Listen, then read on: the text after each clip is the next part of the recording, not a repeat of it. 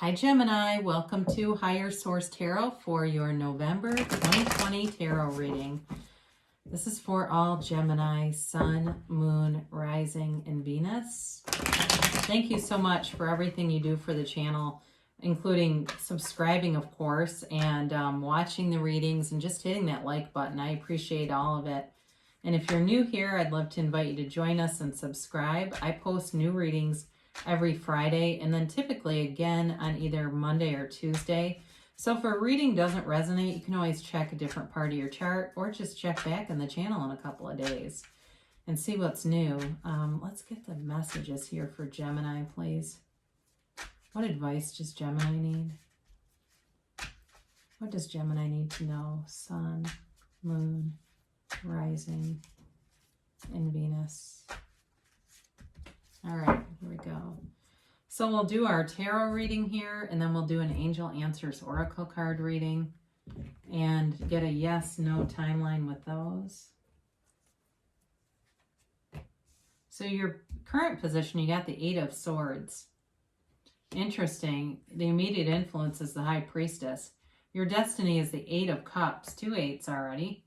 You've got the Knight of Pentacles in the distant past, the Seven of Wands in the more recent past. This is really nice. You've got the World coming towards you. You are represented by the Lovers. I love to see that in Gemini. The person or situation is the Seven of Swords, but don't let that scare you off. Your hopes and fears are the Empress. The outcome, you've got Temperance. Wow, Temperance has really been showing up lately. Now, the bottom of the deck, you got the Queen of Pentacles and Death. And I don't mind Death at all in this because for a couple of reasons. One is it's the card right before Temperance, okay, in the order of the tarot, and that's significant. It's all about letting go. It's letting go of something because there's transformational energy. So, and with the Queen of Pentacles here, I do feel like there's some dishonest thing you got to let go of here, Gemini. But it's a great reading. I mean, it really does make sense as I look at it. And talk about Major Arcana. You've got 2, 3, 4, 5, 6 Major Arcana here.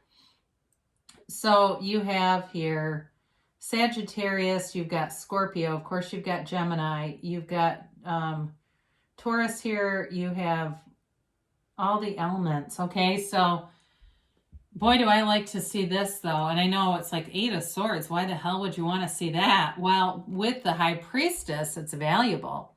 All right? The Eight of Swords is you, and you're in some kind of self-imposed restriction. You got to, they're telling you to really change your perspective here because there may be something that seems impossible to overcome or to leave. I feel like there's a lot of people around you trying to give advice, and it really is almost the opposite. It really is about quieting your mind, taking that intuitive thought, let the intuition guide you with the High Priestess, because that's why she's here.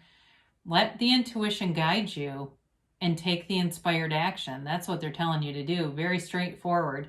So if it's about a business dealing or something like that with work, if you've been unemployed, there is a job coming.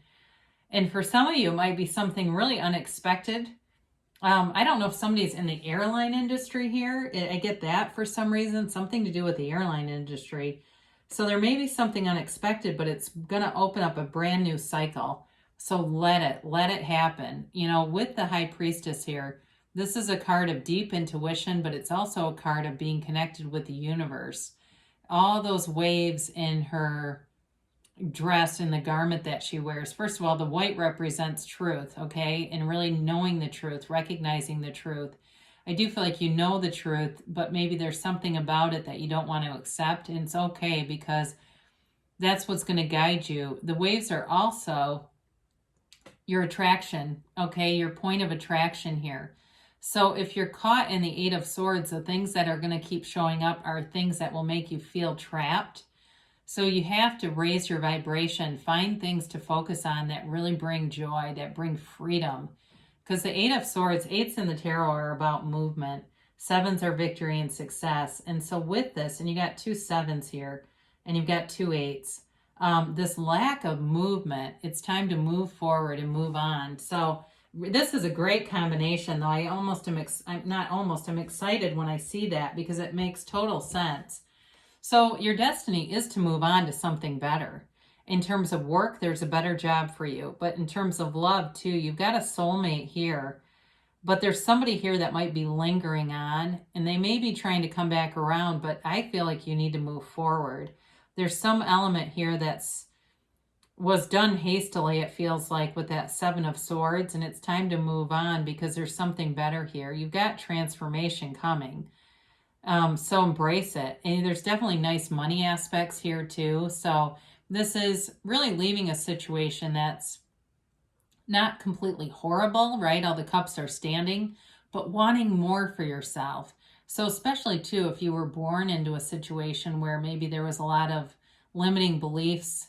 And I think a lot of people, grew up in the 70s, 80s, hearing in it earlier too. The New Thought movement didn't really start until then. So most people from those generations didn't have parents that really understood this stuff like people do now, really understood vibration, understood the laws of the universe. And I don't think I mentioned this, but she's sitting here holding the book of the laws of the universe in her lap.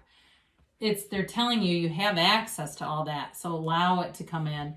So again, this is the distant past. You may have had an offer that was very slow moving. And I feel like with that Seven of Swords too, it may have been almost deliberately done to make things allow somebody here to have control over a situation. Knights generally are good intention, but I do feel like there's something about this where it was deliberate in nature to not want to move it forward. And it was like a power play or a mind F on somebody. I just don't feel like it was being done in a way to be cautious and caring as much as controlling a situation. And this is again in the distant past. In the more recent past, you may have had with the Seven of Wands really wanting to move away from something. And with this, it's like you won't be stopped. You've got this conquering spirit. And I do see it though with both of these, wanting to move away from something. So the cups give you sort of that emotional connection to do it, and the wands give you the action. All right, the wands give you the thing, the get up and go to move you out of it, especially if you left a relationship and wanted to move on. I love this though. I mean, talk about great energy. Let's show this together momentarily, shall we? So the World and Temperance are in the near future outcome with you as represented by your own energy. So you're in your own power. You're moving into a new cycle that brings love, that brings honesty, that brings a wide open world, all right? It's really like a life without limits when you have the world. New cycle, but it's self-mastery. So I say this often, when you know yourself, you know the universe. It's a card of travel. It's a card of experiences. It's just a card of really getting what you want. It's the dancer of the tarot. And she dances in that wreath of victory, all right? So you are going to get some information. It feels like a new connection with somebody. So I do feel like you're moving away from whatever was in the past there. And this new connection brings in love. It brings in balance. For some of you too, I don't know if whoever you're dealing with might have had a drinking problem. That comes into the reading a little bit. And that's part of why it was so unstable. They weren't trustworthy. And they have an active addiction, and you can't, they can love you as much as they can love anything that's not alcohol, all right, or drugs. So it's nothing about you, but they're caught up in that. So with this, it's like a brand new you, a brand new beginning. And I do feel too with this, it's a very mature energy. It's you being at your highest self. Like I said, it's self-mastery. It's you really being who you were born to be, why you're on this planet. Really knowing, why am I here? Why the hell are all of us here? What the hell is this? The joy is on the journey, and it's finally here. It's like have this breath of fresh air for you. Really just breathing in this beautiful clean air. So here you are with the Lovers. You're meant to have a partner who really matches you. Somebody who's fun-loving, who is eager, who's open to the universe, open to experiences, especially if you've been a caretaker for somebody In terms of work, though, too, it's also finding your niche at work, finding that right fit, finding that job that's a career, that's sustainable, that pays you what you're worth. I look right at that Queen of Pentacles. You're going to be paid what you're worth. So if there's a new job opportunity, for some of you, there is going to be a decision to move forward. You're coming out of that Eight of Swords energy, which is nice to see, and coming into something that's you. Now, I mention this periodically. You know, you've got these unclothed figures, and it really is about self-acceptance, and it's about letting go of any, like I said, limiting beliefs, anything that doesn't serve you, coming into your own and knowing that you are on the right path here. You're choosing the right things step by step, little by little, and the next thing you know, you've got this momentum, and it's like a huge snowball being pushed down a hill that rolls and rolls and gathers and gathers. So you've got great things coming in. Now, with the Seven of Swords, I do feel like it was somebody who left that's still kind of lingering. So I would, in terms of this, you know, it's time to cut ties here. There's really nothing left to say to this person. Now, this can also be telling you to be careful, because you can have some loss of power around this. So be aware, especially in a job. Be aware, because I do feel like there's something coming in about a job, that you're careful with your ideas, presenting them maybe in front of groups of people so that somebody's not taking your ideas and presenting them as their own. That's what I get. It's just not a great energy. So I feel like it's very minimal, though. Sevens are generally positive in the tarot. So it's not something that completely upends you. It doesn't have power over you anyway, because you're in your own power in this reading. But be aware of that with the idea thing. That just came in, and I do feel like with proper precautions, you'll be fine against this. Might be a little bit of snarky stuff at work too. Like just somebody that's not doing great, and be aware of that. Like just don't let their energy influence you or get drawn into power struggles with them. So your hopes and fears here, you've got the Empress, and it's all about new growth, very maternal energy too. So I do feel for those of you that are looking for a partnership that brings in kids, here you go. She's perpetually pregnant, all right? But she also is ruled by Venus, and that's love. So for you, your heart desires a love. It desires a soulmate, and it's here. It really is, though, about letting go of old ideas and dying into spirit, becoming who you are supposed to be. And that's love. That's the highest vibration there is. In terms of the material plane, she also rules the material world, the creator of the material world. And so they're telling you, you know, write some things down. There's a process by Earl Nightingale. It's called, I think, The Strangest Secret. And he talks about a 30-day process. Pick one goal, one thing you want to do, have. Write it down and every day look at it. That would be a good thing to listen to, too, if you're looking for some uplifting material. It's an old one, but a good one. And so with this, in terms of bringing in material things, they're telling you to work those processes, be living in that experience. And the next thing you know, this growth is like almost unstoppable. You know, I do love her crown, though, too. You know, it's this celestial, it says 12. She's got 12 stars, all right? It's all the stars, the signs of the zodiac.